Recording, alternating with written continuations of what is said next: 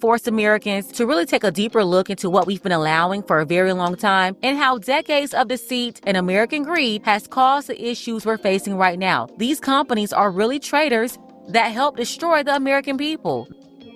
It sure is a lot of Americans in China's comments talking about, oh, we getting so ripped off here. Bro, stick around for the plot. Trump is really trying to get everything made in America so that they can't say this no more. They can't throw it in our face no more. But y'all so ready to jump ship and be like, oh, China winning. Trump trying to have us winning. Sit back. Do you know how much a Chinese factory make for a pair of Nike shoes? $10, which sells $150 on the shelf. A Stanley Cup, $50. The factory gets $1. But when they sell millions of them, that's millions of dollars. And all surplus. That's where the surplus comes from. But for every $1 the factory made, somebody in America is making $49. Who is benefit from the globalization? And think about the pollution the factory has to cause in the local area.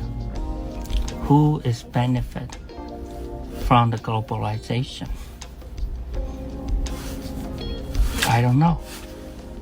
Chinese producers are all over social media right now, and they're exposing just who is targeted by Trump's tariffs. And it's not the American consumers, and it's not the Chinese producers.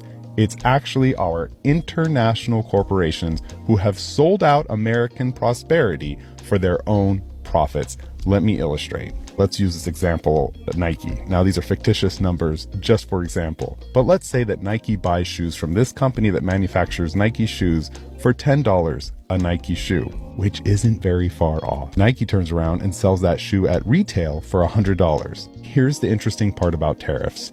You're not paying tariffs on the retail price. This is not a tax in the classic sense. The way the economists who are bought and paid for are trying to conflate it as. It is a tax on the import. This means with a 25% tariff, Nike's going to have to pay $2.50 to the US government every time it imports a Nike shoe at $10. So this $2.50 gets remitted to the American government, to American citizens. Now Nike's cost $10 for the shoe, $2.50 for the import tax.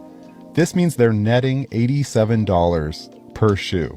Now that's net, not profit. There are going to be other costs that are going to have to come from that. But you can see that the increase in cost is $2.50. So let's say that Nike passes the entire cost onto the consumer, even a little more just because of the fear of tariffs. $103 a shoe now.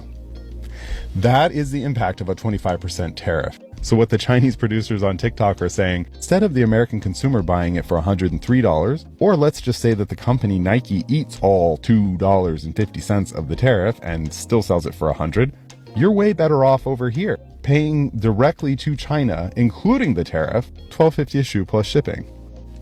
So as you can see, the tariffs are not meant to hurt consumers. They're not meant to hurt China. They don't really affect China at all. They're meant to protect American industry. They're meant to protect Americans from their corporations who will sell them out for a profit. So if you look hard, you'll notice that the people who are screaming about how bad tariffs are for consumers, it's these companies right here. It's Wall Street. It's all the investors in these companies, because they don't want American citizens to realize these companies have sold them out and that they're not